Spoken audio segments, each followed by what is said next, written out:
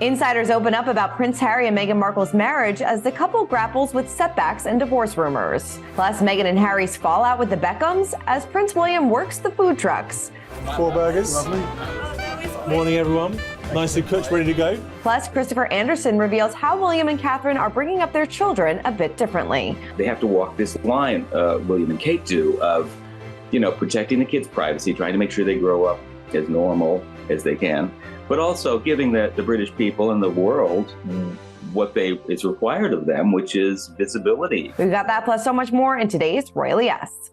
Hello to our fellow royal lovers and welcome to Royally Us. I'm Christina, that's Christine, and I feel like we're settling into summer mode for the royals. Not too much going on, but definitely some fun news out there. It was nice to see some of the royals out and about, and we have some really fun stories to get into. It's all a bit lighthearted this time of year for the most part, which I think a lot of people appreciate. Definitely. All right, well, let's get into the comments like always.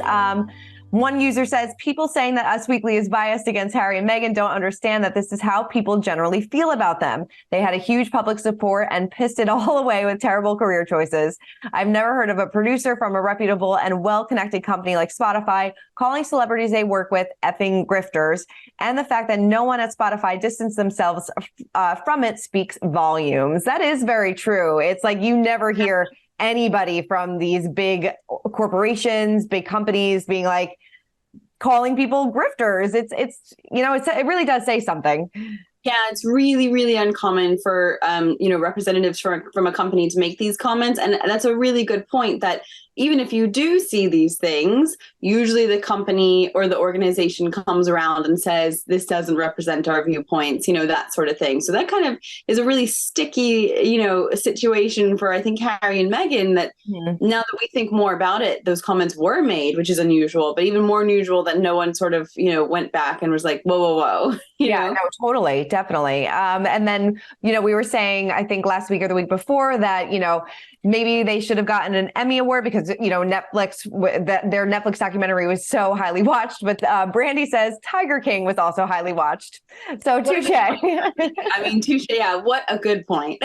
What a very good point. And then at Momo says, William and Catherine, I'm glad their father and son are working together, given the fact that the king's reign will be comparatively shorter than Queen Elizabeth's. It will make the transition easier on William and Catherine. It's true. It will be a lot shorter, and it seems like they are working really well together, and it's good to see. Yeah, it's sort of one of those unfortunate truths that it's just, there's no way King Charles will reign for 70 years. Right. It's just impossible. But it is good to see there's clearly a lot of family support, and especially between William and Catherine, really supporting and working together with each other. Definitely. All right, well, let's move on to some news. And this was so fun because the Prince of Wales teamed up with the team at Sorted Food, who have over 2.7 million subscribers on YouTube, for their environmentally friendly food solutions and experiments with gadgets to spotlight the work of 3 winners of Williams Earthshot Prize, culminating in the creation of the plant-based Earthshot burger. So after coming up with this Earthshot burger, making the burger, they took to a food truck and served up the dish to the surprise of a lot of customers. So take a look at this. Can we have 4 Earthshot burgers, please, chef? Wait. Coming right up. Morning, everyone. Thank you very much. Yeah, that's Prince William. I love this. Imagine just turning around and there's Prince William serving you a burger. I think this is such a creative way for the royal family and their organizations to have embraced the power of social media. 2.7 million subscribers on YouTube. Clearly, those videos are going to be seen by a lot of people, and that gives a great pedestal to show off these organizations. Earthshot is clearly William's big project right now. Mm-hmm. There's so much coming up, in terms of his visit to New York, and then later in the year, the Earthshot Awards. I think we're going to see more and more of this ramping up, sort of excitement for the Earthshot Awards, but it's clear just from his enthusiasm, from the creativity in this video, that this is so important to him. Oh, definitely important. And he poked fun at him losing his hair, and it seems like he just had a really good time doing this. And like you said, love seeing this, and it's a really fun, unique way to get the word out, get the spotlight out, and hopefully they'll maybe sell those Earthshot burgers in the store. Who knows? foods. Yeah. Back it up, back it up. All right. Well, Fergie, the Duchess of York, talked about etiquette tricks and tips on her podcast, Tea Talks with the Duchess and Sarah. She told co-host Sarah Thompson that being polite was entrenched in her, and she also wanted to make sure that her children practice good manners, especially given their royal roles. She said, I always say to my girls, when you're out in the public stage, smile. And if you don't want to be polite, don't go out on the public stage because no one wants to see a grumpy princess. You heard me say that many times. She added, so I think the most important things is you've got to get your game on. That's so true. I mean, like you have to be on when you're out at these public events because yes, you meet a million people every single year, day, but those people are meeting you for the first time. And that's the memory that they're going to have.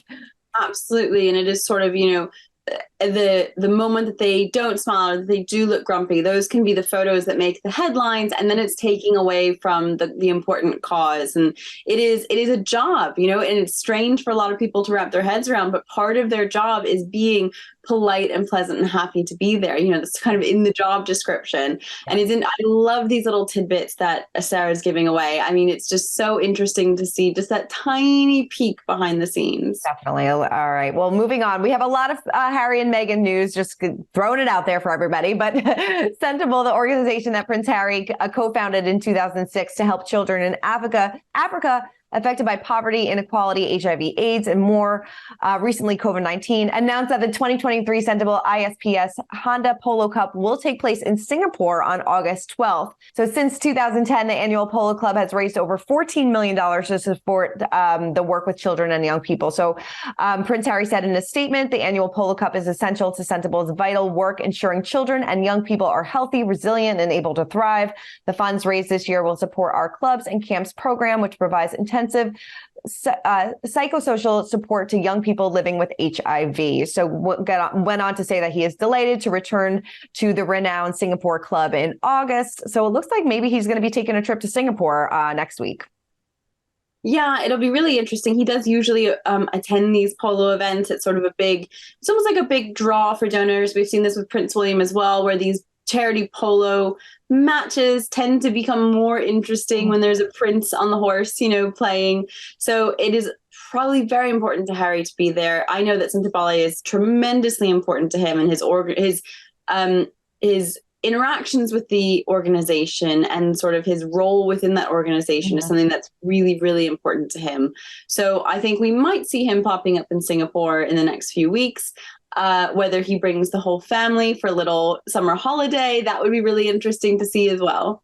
Definitely. All right. Well, Prince Harry has a busy couple months coming up because his case against News Group newspapers will go to trial early next year without his phone hacking claims. So London's High Court ruled on July 27th that Harry's lawsuit accusing NGN, which owns The Sun, can move forward. But the judge threw out the phone hacking allegations because they are too old. Now, Harry's legal team previously argued that he couldn't file a phone hacking lawsuit earlier because of this secret agreement between British newspapers and the royal family. Harry claimed that Queen Elizabeth approved of the alleged deal, which would have prevented royal family members from having to go to court for questioning about potentially embarrassing voicemails obtained by reporters.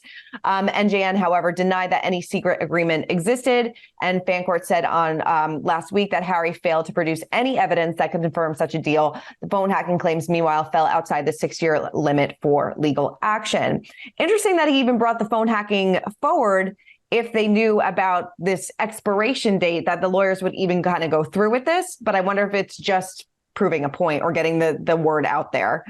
Yeah, even still, to Harry's point, it got the conversation back in the news headlines, reminded people of how, sort of unfairly that a lot of people were treated and how completely, almost corrupt the phone hacking. Those years were terrible in terms of royal news, celebrity news. I mean, it was so invasive and horrible. Maybe even if they knew that it was going to be thrown out, it still sort of undermines the other team, the other case, the other side.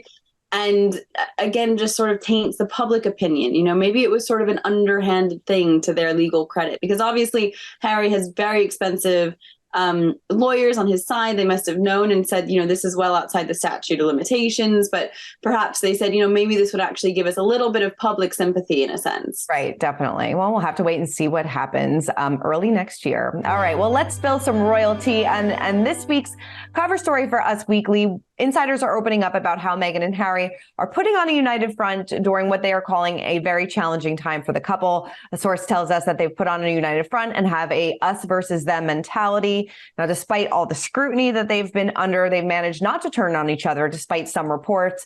A source tells us so much of Harry and Meghan's time together has felt like overcoming strife from all sides. They just do it together. They rely on each other for strength and always have.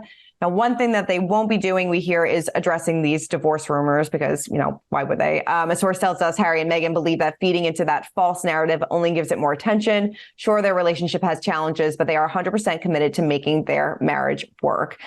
We've talked about this time and time again. It's kind of hard not to have, I'm sure, strife or challenges in that marriage when so much scrutiny has been pushed upon them, and so many bad career choices in the past few months. It's got to take its toll. Yeah, I think that there might be some discourse at home, but I think that can be normal for marriage, especially during difficult times when you think about when a spouse or both spouses are struggling with work or professional issues, which Harry and Meghan are very much sort of going through, very much in the public eye. It might be a tough time, but that doesn't mean they're heading for divorce. The only thing that I think is interesting is that they have such a habit of suing or sending legal letters for stories that aren't true, and we haven't seen that going on at all this time. Maybe they're trying to break that cycle so that they don't have to do it every single time. We have seen it sort of a habit of theirs that if a rumor is really untrue, they send out a nice little note from their lawyer, a nice little cease and desist. And, they've just created almost a bad habit. Maybe they're trying to break it. And sounds like that could be the case here. They're just trying to take a step back, deal with things quietly, continue their work with Archwell, with Santavale, with the charities that they're working with. Maybe this is a turning point. No, maybe. And I think I read somewhere that somebody made a good point that maybe this writer's strike is a good time for them to reset too, because nobody can really get out there. Nobody can really work in Hollywood right now. So maybe it's just time to figure out, okay, what do we want to do next?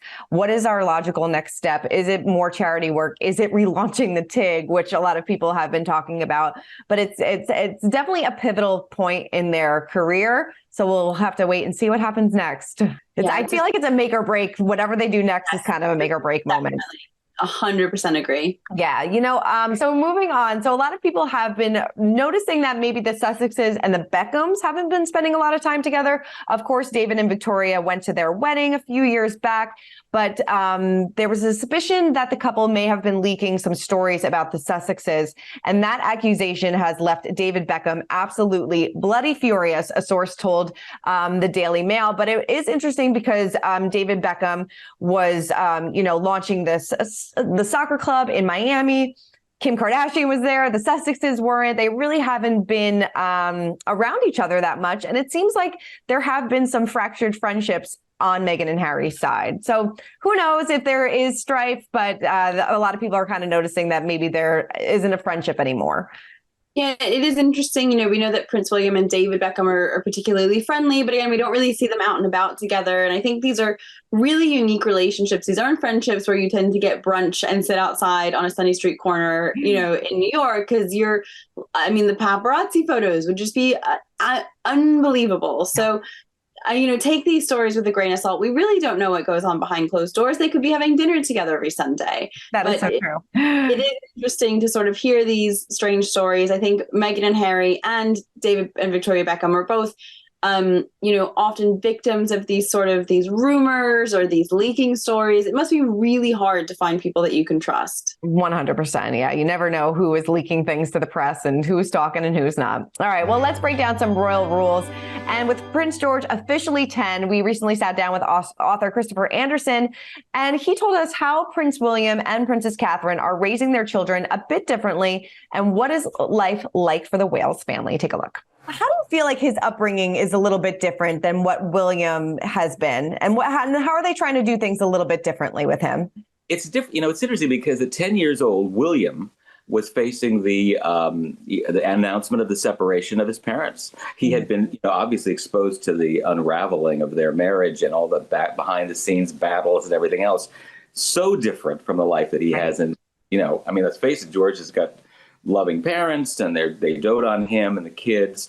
And the funny thing about them, though, is I think the kids George, Charlotte, and Louis. And by the way, my daughter has a 10-year-old son, a 9-year-old granddaughter named Charlotte, and a little boy who's the same age as Louis. So they're exactly the same ages. So I know what they're going through as parents of 3 kids that close in age.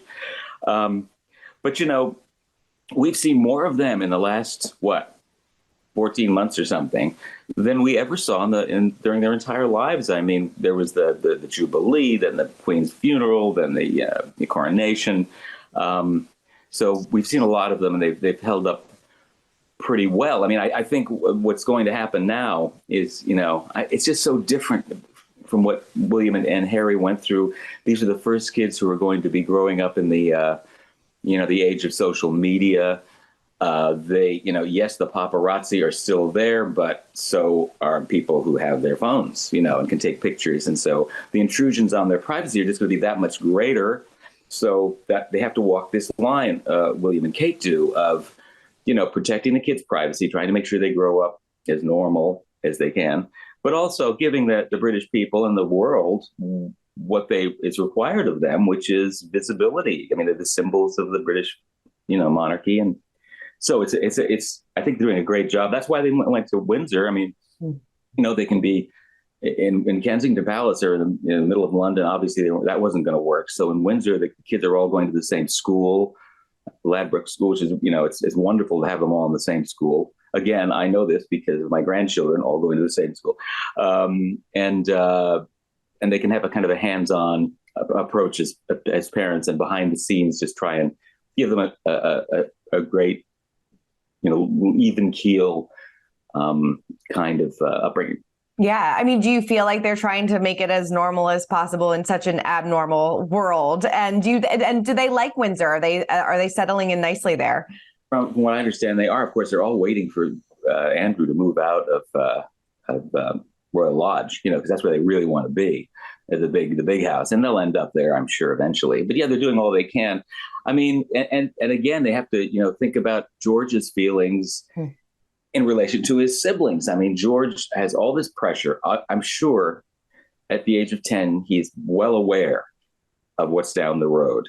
And he has these 2 siblings who can help him, who can ease some of the pressure and share some of the burden. Mm-hmm. By the same token, they don't want to feel sidelined. They don't want to feel invisible in his shadow. The royal family does not want another kid writing a book, another edition of Spare, because obviously Harry was very hurt by being in the shadow of his brother. So, yeah, I think they're aware of that. And the family dynamic there is much healthier than it normally would be in a royal family. Mm-hmm. How do you think George will follow in some of William's footsteps in regards to upbringing, whether it be schooling or things like that? We already have the public schooling. Right. There's talk whether or not he would be in the military. It's always been required of the royal family. Now we have a situation where I'm sure Kate and William will say, you can do what you want. I mean, I would be surprised if they didn't enter the military, because it's appealing, I think, on a certain level. And they'll be surrounded by all the trappings of the military. They'll be familiar with it, and they'll probably want to do some stint. But, Edward famously didn't want to do the big deal that he didn't. He took a lot of heat for that. I think attitudes have changed, so we'll have to wait and see. But I do think that they'll have a lot more freedom in that regard. And, it's just the pressures that were on William and Harry grew so much from the dynamics of their family life. I mean, the fact that Diana was so unhappy and Charles was in love with somebody else. So I think having that removed, mm-hmm. and assuming that the relationship between William and Kate is solid, it seems to be, mm-hmm. to make it better. Yeah. And how would you describe William and George's relationship? Because, Charles, at times probably was a bit distant. They didn't have the best relationship growing up, but it seems like William and George, I know based on what we see, have a nice relationship. I think so. I mean, there's a lot more affection, visible affection. I mean, Charles was, look at his mother. His mother was cold and aloof. His father was a bully. He did not have good role models. Mm-hmm. So even There were times, when Charles would wrestle with the kids on the floor and all that sort of thing, but he was gone a lot. And I think William is aware of that, and that's why he sticks around, and he's a presence in their lives. Yeah, it seems like they're just trying to be as normal as possible in an abnormal world. Yes, I can't imagine the pressure to be so normal when you're so not normal. Totally. All right. Well, moving on. Mark your calendar and get your checkbooks out, because in our Royal History Moment of the Week, Julian's Auctions and Turner Classic Movies announced that the Legends Hollywood and Royalty Auction will be taking place live on September 6th, September 7th, and September 8th in Beverly Hills and online. So the collection of over 1,400 objects, including pieces that belong to Audrey Hepburn, Elizabeth Taylor, and Judy Garland, features 3 garments worn by Princess Diana. So a dress worn by Princess Diana to a gala dinner at the Royal York Hotel in Toronto, and another worn to a private function are by Catherine Walker, a designer who is actually frequently worn by Princess Catherine. And so the other piece is a scarlet silk gown with short sleeves and ruching in the waist and hips by designer Bruce Oldfield. And that was worn in November of 1991 at the premiere of the film Hot Shots. So this is really cool. The dress is expected to fetch between $200,000 and $400,000 at auction. So like I said, get your checkbooks ready. Be like we can crowdsource some funding. Yes. We can share it, pass it around. I love these auctions. It's so exciting to see how much money they can still, get at auction. I mean, we're talking $200,000 to $400,000 for a dress that you will probably never wear. Right. Amazing to see these items, sort of in the flesh, so to speak. And I love hearing about these auctions. The clothes are having a second life or a third life at this point. And for the most part, most of the time, the proceeds do go to charity, or a portion of the proceeds go to charity. So there's sort of a good side to this as well. Definitely a good side. All right. Well, that is it for this week's episode of Royally Us. A lot of big news, a lot of lighthearted news. I feel like we got a mix of everything this week. Yes. Yeah. A good mix of stories. Nothing too dramatic, just some enjoyable royal news to get you through the week. All right. Well, make sure everybody keep commenting, keep subscribing, and we'll see you guys next week. For more news, content, and exclusive interviews, make sure to hit the sub, like, and bell button down below and visit usmagazine.com.